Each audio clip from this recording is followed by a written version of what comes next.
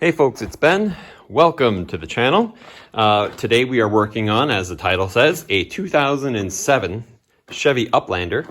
It has the 3.9 liter V6, 145 horse, pretty nice little motor here. Our problem is that we're losing coolant. Now, that could be lots of things, right? Could be a hose, could be a crack in the block. More likely, though, it's going to be, given the mileage of this vehicle, which is about 220,000 kilometers, or about maybe 130,000 miles, we have a water pump that has worn out. And so the seal is leaking through, and we're losing our coolant that way. So that's what we're going to run with. We have water leakage on this side of the engine, and this whole area is generally wet. So I'm going to go ahead and assume the pump is toast. Let's go take a look at our replacement parts. So today we're doing a water pump, so that's what we have. Not sponsored, so we had to pay retail for these, or a negotiated deal through my employer, actually. We have a water pump, and the key that I wanted to make sure was that it came with a gasket, and it does. So we've got our water pump gasket, and then we have our water pump. Very basic water pump. More and more motors are getting to this, where it is essentially just a bolt-on type of pump where the block actually is most of the casing, and then this just plunks onto the front. I get a feeling our seal, which is this part right here, is starting to leak, and that's what we're going to be replacing it with. It has a metal impeller, so that's pretty cool. And while we're in the market, and while I noticed our belt is actually looking pretty frail as well, so we'll just go ahead and replace that. And then I've got some 100% or full concentrate dex-cool for it. 2 gallons, although we'll water it down 50-50. We'll probably only need 1, but I brought 2 because I have other cars that use it as well. So let's go ahead and look on the van and see what we got to do. Always one of those hards to photograph down in the motor, but we'll see if we can get the focus in on it. Water pump is the 4-bolted pulley right there. So you can see it just below. That almost looks like an idler pulley, but it's probably something. And then below it, we have our water pump. And you can't see in this video, but our belt's pretty crappy too. So we got to get to that. Now that's kind of a tough reach with the battery there. So ultimately, what we're going to first do is disconnect the battery, and we're going to take apart and remove all of this stuff here. So we'll set the electrical center aside. We'll remove the strut there, take the battery out, and that'll give us a lot more space. Battery's disconnected. That's a little 10 millimeter on this little clamp that you see right there, and that loosens the terminal. You can pull it off the negative side for now. We've got 13 right here, 2 bolts that are right there that hold this kind of support up. There's probably another 13 up here, but this head is sheared off, so we don't really worry about that. And then the next pain in the butt are these 2 screws. So you pop the top off your electrical center here, and you've got 2 10 millimeter nuts holding on the electrical center, which we'd like to kind of heave over out of the way, but you got to manually do it. So you got to come in with a 10 millimeter wrench and manually back these out until they're out. Alrighty, so we just removed the strut support, if you will, the beam that was here. Now I did remove these. You probably don't have to, but I like to, because now that gives me great access to the bolt that holds down the battery. That I used a 14 on, and then another 10 for the positive side of the battery. Undo those terminals, so now they're just dangling here, and then it's a pain to get these batteries out. Pretty much just put it on its side and lift it up. Oops, and my battery's passed away on my light. So I have it over here on the charger. But let me switch over batteries and we'll keep talking. As you can see, by removing the battery, we're wide open for our water pump now. So that's fantastic news. Now I got to find where the belt tensioner is. That's just an idler pulley there. It doesn't move. The belt tensioner is actually way over here. So we're going to have to get a wrench on that so that we can take this belt off. There's a chunk hanging out here. So we can start working on this pump. Now, there's 2 ways to go with this. You can take the belt off, that's fine. But you have to break these 4 bolts free. Sometimes it's easier to do with the belt on, but if you take them off, I'll show you a way to do it either way. Now, the little trick I was mentioning, that if you've already disconnected the belt, is you can take a wrench, a small wrench, and kind of stick it in the way of the bolts here, and then you can put torque on one of the free bolts here if you're with your third hand. If you're not holding a camera, then you only need 2. And that lets you put tension on it while you pop these bolts off. I was able to loosen them all with the belt on, and the belt tensioner is way back there, and I didn't want to mess with it. So I just kind of squeezed and slid the belt off our water pump. So we'll figure that part out later, but for now, let's just go ahead and we'll get this cover off. and we'll reuse this. So we'll need to keep all these bolts, of course. And as I'm spinning it to see if it's free turning, it's dripping. So without even having to work on it, it's already telling me, hey, I'm broken. So that's great news, because that means we're not going to be hunting anything else down. And let's go ahead and keep... Is this going to come off for me, do you think? Ugh, drop that one. Oh my goodness, it's loose. Oh, look at that. That never happens. Being in Alberta has its advantages. So there's our water pump, and there's our nut that's way down here. All right. Okay. Now, we haven't drained any coolant yet, so let's press pause and collect some of that. Before we get too far, let's just discuss our catching containers that we have here. Now, this car has been leaking coolant for a little while, so it's actually got quite fresh coolant in it because we've been adding coolant for a while. So I want to capture that. So I have a nice clean plastic container here, and we're going to use that to catch the material. We're going to open a petcock up on the radiator. We're going to drain that into the pan, and we're hopefully going to reuse it back in the car again. Now, when I undo the water pump, it will leak just because. And so that's where, another tip for you, get an underbed storage container, like for sweaters or clothes or whatever. They're sealed and they're big and they're low. So they're great for sliding in under cars, and there's transmission fluid there, there's gasoline there, there's all sorts of little residues. Nothing I want to take back out and use again, but it's great for catching it so it doesn't get on my nice dirt floor. So anyway, let's go under here. We'll catch as much coolant as we can using the petcock. All right, hear this farting sound. So we're under the van, like this is the driver's side tire right here. We're right under the van where the radiator is, and on the lower left side there's a little, like a valve handle. It's flat, and see if I wiggle it, it changes it. It's usually tight, hand tight, so you can hand unloosen it about a turn and a half back, and you get your coolant coming out of this little port right here and into our clean bucket. So it doesn't run along anything or do anything bad. So good on GM for that. And when we're done, we'll just hand tighten it tight, and then we're done down here. But we're just gonna let that drain. Oh, whoops. While we attack the upper side again. Back up top side, we are at our pump. Now here's our brand new pump, and this tells us two things. Number one, we can figure out the orientation of our current pump, which is just like this. And if I touch this with my finger on the actual pump, it's soaking wet. So that means we're definitely leaking from the pump. So that's excellent news.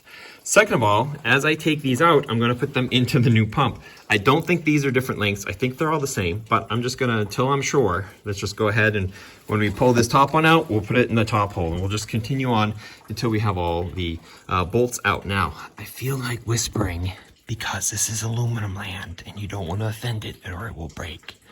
It'll be fine, but understand that the block's probably aluminum. Everything's aluminum here, except your fasteners. So be very gentle, smooth torque to pop these things out. That occurred better than expected. So our 13 bolts came out. I broke them free very softly. It didn't take much. They actually weren't in there very tight. So when we put it back together again, I'm not 100% sure of the re-put in value, but yeah, it's not going to be super tight. Remember, we're also dealing with liquids in a gasket here, so we can't just like bolt it to heaven. So I did put my bolts into, they do appear to be all the same, but they are in our new pump here. And so the pump is just held on by its love of the engine block. So I was hoping to grab it and wiggle it out if I could, but it might be grown in, and we might have to come in here with a rubber mallet. Probably give it a little love taps to get it out. Okay. The pump is out. Just needed a little persuasion, light persuasion, pop it free, because it's also slightly corroded to the engine block, right? So a little tap on that. Everything looks fairly clean, but the warning was this. It didn't come with the gasket. The gasket actually had to be peeled off on its own, which is really nice, I'll be honest with you. And the reason for that is that they put this tab on the top that makes it really easy to just dig and pull it right off. So whoever put that in there, thank you. But the nice thing is because it's a mostly metal and rubber gasket, I'll get it on there somehow. Because it's a mostly metal and rubber gasket, there's no residue left behind. Like with my 93 with the 3800, I had to scrape all the residue of the paper gasket that had been left there. This one seems to be pretty cool. So, and any surface that's been squished by the gasket is super shiny. And then there's a little bit of others. So what we want to do with the car is let's take our little cocaine mirror while we're here and extend it out. Is I've wiped it down once, and you can hit it with some Scotch-Brite or something like that if you wanted to. and you can get in here and clean the hole that we have for our pump. It didn't nibble into the block, so that's nice. And then if you want to, it's not going to replicate very well in video, but take a little mirror, come in here, check your surfaces to make sure they're not overly pitted and that they're a fairly clean surface. A little Scotch-Brite wouldn't hurt anyone's feelings, just to knock off a little bit of the tall corrosion, and then we'll start assembly. This has been actually a fairly easy project. There's our new pump installed. How I did it was, I took the pump, put the gasket on, and put the bolts through it. Now I'd used anti-seize / thread lubricant on the bolts, and just brought it down in there and lined it up and hand started all and tightened the whole pump down to the block using finger tightness. It's not that tough to run. Then I came back with my ratchet, and we're talking, it feels like inch pounds here. I don't have the exact number. Maybe I'll have it by the time I shoot this video, and I'll slide it across the bottom, but we're not cranking on them at all because we got a gasket surface, and really you want to go around it a couple times because you want to squish that gasket equally against the block and the pump. So they're fairly tight, they're snug. I'm gonna say they're fairly snug. They're not tight, they're fairly snug. And you can kind of double check it by reversing your ratchet and seeing how hard it is to get it off, and understanding that, prior they've been grown in for a little bit. But it's fairly snug in there. And so next up, we put the pulley on and we change the belt. Yeah, we're moving along that fast. And at some point, probably after the pulley, I will close that hole and we'll take our coolant, put it in a bottle, and we'll start putting it back in again. But let's not get ahead of ourselves. So with the pump, I anti-seized the bolts. And so now with the pulley, I'm from the Rust Belt, and these pulleys, this one came off so easy. Maybe it's an Uplander thing, but it's probably an Alberta thing. So if you're in the Rust Belt, you could take the bolts out and drive it more miles and it won't come off. They're crazy rusted on. So hit some anti-seize on the back of this thing. So when it squishes to the water pump, it'll have that coating on it, and hopefully we'll keep the rust away. And then of course we did our bolts as well. So when we put them all together, everything will be nice and slick. And technically the water pump is installed. Everything else is just the extras. So you can see on our old belt that we've just taken off by wiggling and pulling and stuff, that we have eaten the inside right out. So this is, I think, original to the van when it was purchased, which was several years ago. So it's time. It's not showing excessive cracking or anything like that, but it definitely is eating that inside edge out. So let's go ahead and replace it without fixing anything. Let's pretend it was our water pump that was doing that, but it may be age, heat, I'm not 100% sure, but let's put a new belt on it, fix it. Now do your mental health check. What I mean by that is just grab your belts and make sure your new one is as long as your old one, right? You don't want the parts guy giving you the wrong belt and you're like, this thing's way too short. And you didn't check it and it is too short. These are about the same length. So now we got to figure out how to run it into the van. The pulley is on and the bolts are kind of tight, but we'll wait till the belt's completely on, or I'm done telling you about the bolt before we tighten them. The tensioning belt is awful if you're lazy like me. What I mean by that is, I'm sure access is better through the wheel well, but that would require jacking, taking the wheel off, etc. No, not for me. So what I had to do was take a 3/8 inch ratchet, if you can see it in there, and then this metal strapping, because with tensioners you can only really pull in them one way to get them to loosen up, right? You can't like push down, or it works better if you can pull the way you need to pull it. So with a handle pointed towards the passenger compartment and the metal strapping on the end of the ratchet to pull up on that to get your belts hooked on, it's crazy, man. It's crazy. I mean, now that I know how to do it, it's easy, but to figure it out. And the belt routing I had to sit here and think about it to see how I remembered it going on here. But I'll give you a quick synopsis. From this idler pulley in the front, it goes up over the power steering pump, under that idler pulley right there, around and up to the alternator. Now this was the tricky part, because the belt tensioner is on, how do I say this? It's kind of like backwards. And what I mean by that is you actually have to put the belt past it and then loop it in through, because the loop is actually in the back. It's like, it's hard to explain, but long story, you gotta have to put the belt in and then loop it around, because it's gotta come straight up to this idler pulley right here. So you'll know when you get there what I'm talking about, but you kind of have to loop it in and on to get it right. And then from this idler pulley and from the tightener to another idler pulley down to our water pump. From our water pump up to the harmonic balancer of the motor, around the balancer to the AC unit, and the AC unit comes straight back up to our, replay that if you need it again. But yeah, and then it's all really tight with the new belt, especially. So now I have to get my strapping out, which is just looped around there, and pull my ratchet out. And yeah, now we're really rolling. Assembly, of course, is reversal of disassembly. So what happened here is we talked about the belt. Once the belt got on, we dropped the battery back in, latched it down.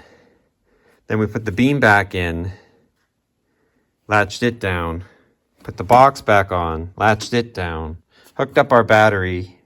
And for me, I put on my little connectors for my little battery charger. I just put them on the little battery, the tightening post. There's a little post there, and it's got a little ringlet that fits there, and it's perfect. So that's set up, not connected, but set up. I'll have to remake everything pretty again and have the cord hang out again. So that's it for the mechanical side of things, technically. We did pull the can out and we tightened that, so that's drained. So the coolant system is once again sealed. So we can open this up and now we can start to fill it again. So that's exactly what we're gonna do. This process might take a little bit, and I'm actually up on an edge. I've got it up on ramps that gave me better access for underneath. I think I'm going to leave it here because I think that little bit of tilt might actually help me a little bit. Because this is my high point, is actually the heater hoses. Whole different story. Haven't fixed it yet. There have been a lot of great suggestions. There's a video on that. Check it out. But let's go ahead and get some coolant in it and bubble bleed it, and let's just get the thing full. With that container of gray that was under the car, I poured that in. So that's all in now. And of course I spilled some because that's what I do. But because we lost some to when we pulled the pump out, a bunch came out. We got to add some fresh material here. Now, I've always in the past taken like our concentrate and then find some other jug, like maybe a windshield washer jug or another coolant jug or whatever. An empty one, half filled them, filled the rest both with water, and assumed that was close enough to 50-50. But there's a better way to do that, and that's with these big jugs here that we use because our water isn't overly drinkable here. And we got lots of these hanging around. So what I did is I took the gallon, put it in, filled it up with another gallon of just water, put it in there, and now I have 2 gallons of Kool-Aid. No, I have 2 gallons of coolant. We'll need to mark with a marker that this is coolant, and that's good, right? You don't want to. I also store bad coolant in these, and then I store them over there to be there forever. So I'll just make sure this is swirled over enough, and then we'll have 2 gallons of 50-50 mix coolant, and then we'll go probably, I'll put some back in a jug, and then we'll go pour it back in the van until we top it off, and then I think we'll have a startup. Full of coolant, work some bubbles out by squeezing the upper radiator hose. A lot of that gets some chugging into the radiator, which is a little helpful too. So I'm going to go ahead and start it now, and we'll let it warm up, and that's going to cause some bubbling, churning. Our water pump's going to run now. Hopefully blow some crap around. We'll put the heaters on. We'll see if we can get as much coolant into the system as we possibly can. Up and running. Obviously we did our belt right since that's working, and you can see our water pump spinning on down there. Of course it spills. It spills everywhere. So now I'm just keeping it full as it goes along. It's working bubbles out of the system as we speak. I haven't turned the heaters on yet, but we'll get a little heat built in it first. But just staying here with my can, filling it up as we go. We ran her up to temp. I actually plugged in my Tech 2 scan tool. I did that just to make sure our temperature got up to 182 and sat there.